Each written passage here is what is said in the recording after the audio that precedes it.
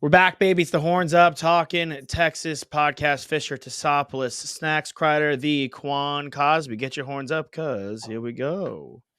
Horns Up talking Texas. Fellas, we have a lot to discuss. Football schedules are out. Some kind of familiar faces, but not as familiar faces. I totally forgot that we added BYU, Houston, UCF, and Cincinnati to the Big 12. Yeah, they're here, and we're playing two of them. We no longer play West Virginia this year. Who else do we drop? Oklahoma State? Oklahoma State. Okay. So we lose both those games. We add BYU, which typically should be good, but in the past we've had trouble against BYU. Yeah.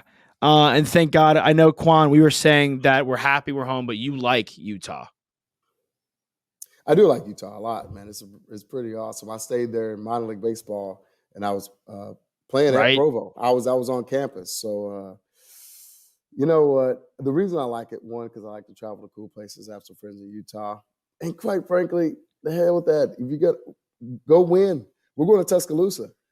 They're pretty damn good. We're going to have to beat whoever and wherever we go if we want to be where we're trying to get to. So, no, I think it's just a pretty place. I take going to Utah all day over going to Tuscaloosa. That's the total opposite. It's not very pretty there. Yes, that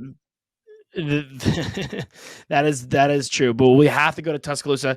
I'm excited that a lot of we don't really travel outside of Texas, outside of the Alabama game, right? Most of the games are at home. So even the Houston game that we add, that's just right down the road pretty much. A team we should beat. Dana Holgerson is familiar with our program, obviously coaching at West Virginia. But these two additions honestly bode well for us. We've talked about in the past all the guys we've added. And we touched on it last show, really. Like, this is really Sark's time to shine. This is almost a nut up or shut up season for Sark. Obviously, he built on what was a very disappointing first season. We make the increment, steps to get better in the second season. Now, in this third season, Quinn's healthy. You have Arch breathing down his neck. You have guys returning all across the board on offense and on defense as well. There's rumors we're adding the top tight end in the nation, Duce Robinson, hasn't officially signed yet, but that could be Arch Manning doing the Lord's work, as they'd say. This again, that'd be a top prospect in four different positions. Yeah, we'd have the top quarterback, running back, linebacker, and tight end. Have you ever seen something like that, Quan? In Mac Brown days, we did see that, to be real with you. But in the last decade, not even close. Now, not that we even got maybe one top guy in any position, let alone four. Right. And then even have some guys in the previous class who could possibly be the same thing in Banks. We've talked about them a lot and different things like that. So these classes is what it's about. And by the way, talk about being bought in. Arch, texting his boys, doing his work. The man, he's all in. He wants to win. He wants to come to Texas and build on what we believe Quinn could do this season. So it's cool to see it. Last season was fine, but to your point of getting where we want to be, those level players will get us there. As far as look, the mullet was exciting. We were all absolutely amped. But I think it's fair to say it's nothing of the magnitude of Arch right now. And have any of y'all ever seen a player have this much pull on campus without even, touching the field? Well, I don't necessarily think that there's ever been anyone with this type of persona because of who his uncles are, right? Mm-hmm. Like there's like legendary football families out there, but I don't think it gets more legendary than the Mannings because they play the quarterback position. And of course, Peyton is considered one of the greatest of all time to ever do it. Eli, of course, has 2 Super Bowls himself, and just Arch, the grandfather. So we haven't been able to see anything like this because we haven't been alive long enough. And honestly, like there just hasn't been enough families to put, these generations of players on the field. But it's awesome that he's using his image and everything to capture all these targets that we have for Texas. I mean, he's well aware of, how much power he has as a player. and as just an ambassador for Texas more than just a player.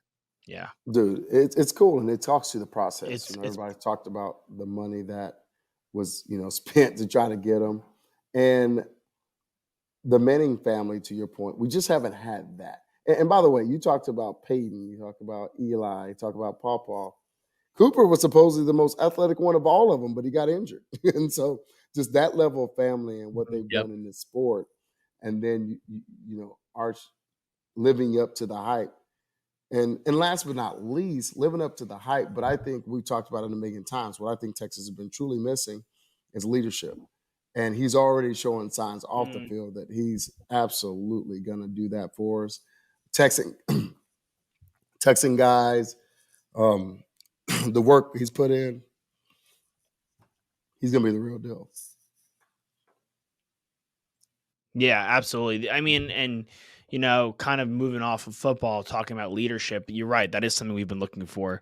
And I think that's something we've really found in spades on the basketball court this season. What we talk about it all the time, what these kids have gone through, especially over the last month. Our head coach, and this is something we've seen in the past where we're riding high in this basketball team. We lose to Tennessee, and then we go to the gauntlet of the Big 12. We face Baylor, and we kind of unravel, spiral out of control. After losing a tough one to Tennessee, which, again, it was kind of the woes of the season, we really were a second-half team in that fight, and we came out very piss-poor on defense. They dropped 40 in the first half. Granted, it was their home. Granted, it's against Rick Barnes, who's very familiar. He's always got a bone to pick every time we see him. Going to this Baylor game, who it may not have been as evident last night, but very sharp shooting. A lot of guys that could hit the three. Flagler, Cryer, Keontae George, who had a very bad shooting night, but again, was not afraid to get to the rack and try to get to the line. We were with them step for step, and quite frankly, like we said earlier, we were talking outside in the office. We led the entire time. Yeah, didn't give the lead once. Yeah. And that to me is a testament of guys like Marcus Carr, Timmy Allen. And honestly, Marcus Carr didn't even have the best games. It's the fact that some of these guys are stepping up when the other players are not having their best games, right? Mm-hmm. Sir Jabari Rice stepping up in big moments, right? Hitting those threes back to back. Tyrese Hunter taking care of the ball, right? Being the guy, running point when Marcus Carr is out. Timmy Allen, being a big threat down low. And even Dessou, I mean, he's really taken a lot of steps forward. And, Brock's leadership. I think every single guy has such a pivotal role to play on this team, and they are able to pick each other up when they're down. I think that's the key is, in a first very, of all, very good combo. You got a good what? Go ahead, Q. Go ahead. No. Go for it. I'll follow up after. I was just going to say, I mean, this is the best Texas basketball team we've seen in a long time. We're 18-4. We are the best team in the Big 12 right now. In what, in the last episode where we were all together, we were talking about how the Big 12 is the best conference in college basketball. And it's not really that close. I know we lost to Tennessee, and they're a really good team, right? Right now, they're ranked number 2 in the country. But it's been quite some time since we've had a through and through team, to the definition of that word, that can compete and really vie for a March Madness run, like a true tourney run. We've kind of kidded ourselves into believing that we've had teams that could do that. It was one year, the Jericho Sims year, with when we lost to Abilene Christian, and I don't know. We lost to Abilene Christian, though. But that was a team that I truthfully felt. I mean, there's video of me practically on Nick's old couch, true raw footage of me dying on that couch. I was so devastated. But I find it hard. I guarantee our record was not 18-4 for the first 22 games of the season. We were not 7-2 and had just beaten Baylor, who you mentioned all those guys on their team, like Flagler, like Cryer. Those guys have played Thamba. Those guys have played in deep tourney runs. Mm-hmm. To beat a team of that stature at this point in the season and to be 7-2 in conference play, it really speaks to the character of these guys and their competitiveness. And sure, I think there's still something to be desired from a rebounding standpoint from the bigs, that are on our team. But I texted you guys, Dylan Mitchell had 7 rebounds. He led the team. Guy stepping up and doing the dirty work. That guy pops off, like literally explodes off the court. Like he finishes so strong. And I think something you said last episode about him not having enough space, Tuss, I kind of watched the game in that route. I could see what you're saying. Like when he's given that opportunity to explode and get like a putback dunk, and he's given like the time to fly, like truly spread his wings and fly. Like that guy can really move. He's an uber athlete, very aggressive to the basketball. I think we just are starting to find him, Arterio Morris, who played nice, had some nice defensive moments, like starting to incorporate these guys. But when you have a guy like Serge Ibaka-Rice, like you're saying, Nick, who just comes in off the bench and is automatic from the line, he had a lot of open threes, and every time right from the wing, buried him. I mean, were you there? Yeah. Oh yeah.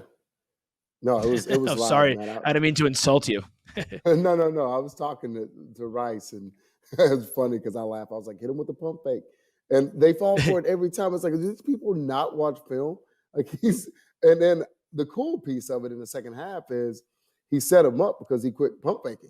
It was like they had any ounce of hesitation, and boom, he drills it. And so it's a couple of it's two more factors I want to talk about. One, y'all been you've been hitting it nail on the head. We're so deep. I mean, our bench, our role players, we're so freaking deep. And I guess I don't know that I always appreciated it before. And maybe it was because of the way Beard kind of coached it a little bit differently. He kind of wanted a good 6, maybe 7 guys, and that was their rotation, and they were going to grind. Mm-hmm. Whereas now, we're using a really big portion of our roster, and they're all coming in, making plays, rebounding. Mitchell wasn't starting before. He's in there now. He's getting more aggressive. It's just so many layers to what I'm seeing, the kind of adjustments. And kudos to Coach Terry, because they are absolutely getting better, and he's trying to figure out the puzzle pieces. The other piece is, as much as I say Coach Beard did it a little bit differently, what I have to give him props for, Baylor before Scott Drew teams, Tennessee did beat our butt a little bit, but I'm going to go to this game, and I'm going to go back to the Oklahoma State game that I saw both at home. We are 10,000 times more physical than we've ever been, in my opinion, in the last few years. Even going back to some of the kind of Durant days. Now, P.J. Tucker was physical. He was tough. He's always been that. But these cats have been going at it. Yeah, he still is. They have been going at it. And I was like, I have to give Beard that. Culturally, he changed them. They are tough. Their defense was on point last night. It played better the second half of Tennessee, but between in conference, Okie State and Baylor dudes started out just what they do, hitting crazy shots. They're so freaking good. And we clamped down. They were complaining. They hit the floor. Even if they made it, they hit the floor. It was tough shots.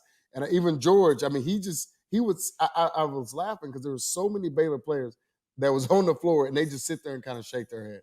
Like, what is going on? Yeah. And for me, especially watching that game being from the Waco area and what Scott Drew has done, that was usually us on the ground shaking our head because of how physical. When they won it the COVID year, when they just embarrassed Gonzaga, they were so dang physical.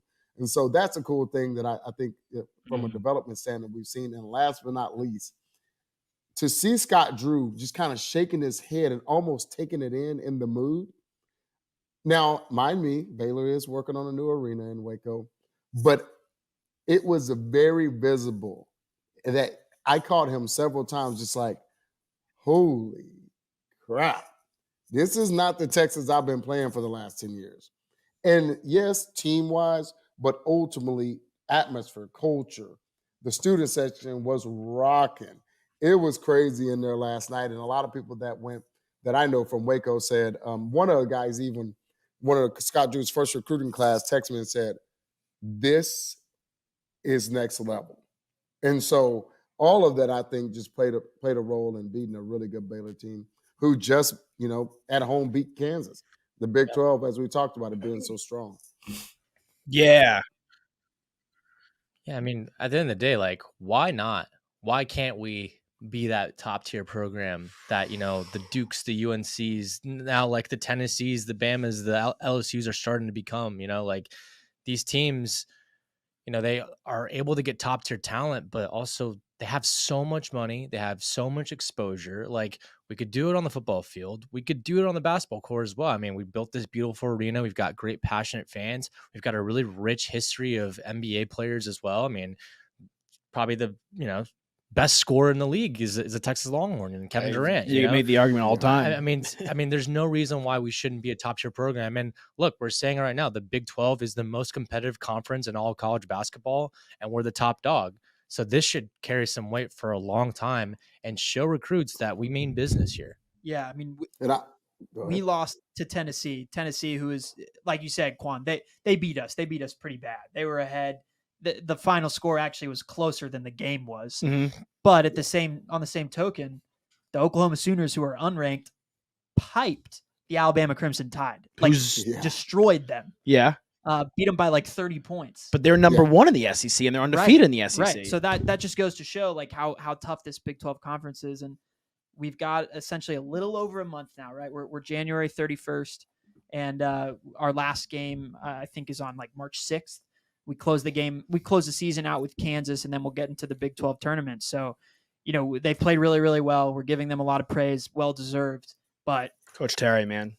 Coach Terry's been great, but they got to keep after it because there's a ton more tough games up ahead. And I think the only unranked opponent that we play from now until the end of the season, I think, is West Virginia. It's the gauntlet, man. So, it's the gauntlet. And before, let you close out, Q, Coach Terry, if the job he's done is so masterful, if you didn't know Coach Beard had gotten fired, like if there was just no notes on it and this was like, okay, this was our season, everything's going according to plan. Yep. Like there's been no shocks. Like, okay, if you would have told me you'd be 18-4, your losses are an overtime loss at the Garden to Illinois, who's solid, a loss at Tennessee, a loss at Iowa State, and then a loss against Kansas State, who's arguably you could play if we're not the best team in the Big 12, it could be Kansas State. Yeah. So everything's going according to plan as far as I can see it. Yeah, and the last thing I'll say really quickly on Coach Terry is, look. Agreed. But with Coach Terry, look, people, when Beard got fired, all right, who's next? Is it going to be Calipari? Like, are we going to go out and get Rick Pitino? Are we going to go and get someone big, a big name? You know what? Why don't we succeed so well this year that we have no choice but to keep Terry on this team? I love what he's doing. Amen. Yeah, that's what are you hearing down there, Q? What does it take? We were talking about it last night, especially after that game with the crew we went with. What would it take for him to truly kind of be in that consideration? If the season ended right now, I'd be like, you're crazy as hell to not just give him the job and let's build on it. But we'll see how it's getting real. It's been real. It's getting realer as we go to Kansas, we go to K-State. If he gets, man, and this is my thing, I'm a realist about this. If he can go 500 in that state and then continue the momentum, continue to get better, because he's coaching. I'm telling you, their halftime adjustments and some of the things that we've seen, he's doing. They're coaching. They're doing it collectively as a village. A lot of experience on that bench, but I don't know what it's gonna take. But I do know that, like you said, we're super proud and pumped at where we are, and the Big 12 absolutely knows that it's going to be a dogfight every night, and that's cool to be in that position. In the mood, the way it's all kind of playing out. Yeah. And, and by the way, let's give a shout out real quick. Still to my left, the roster of Baylor. Because I think our boys and females team are both leading the Big 12 right now. Yeah, I mean, look, we don't talk about our females enough, but we also don't talk about them because there's nothing wrong with our female athletics. Our female athletics borderline bats 1,000. We don't need to there's nothing critical to go on there with female athletics. But it's funny you said that because I actually saw O'Neal from our volleyball. I saw our volleyball team representing, watching the game last night. So they're not worried. They're just waiting on their rings to get there. Yeah, I mean talking about an athletic family, or Jermaine O'Neal's her father, but again, like, huge win for the Horns. We got to keep, if we keep the momentum going, have a great showing to end the year. We go to, like, let's say the Elite Eight even. I have zero qualms with Coach Terry keeping his job. In fact, I think he should. Great stuff, great win, start to finish. I'm, again, as always after recording, amped. No coffee needed for the rest of the day. Torqued. Fully torqued. With our horns up. State on Saturday. Let's get it. Fisher, Tosopoulos, Snacks Crider, and of course, number 6, the Quan Cosby. Get your horns up, because we'll see you guys next time. Okay.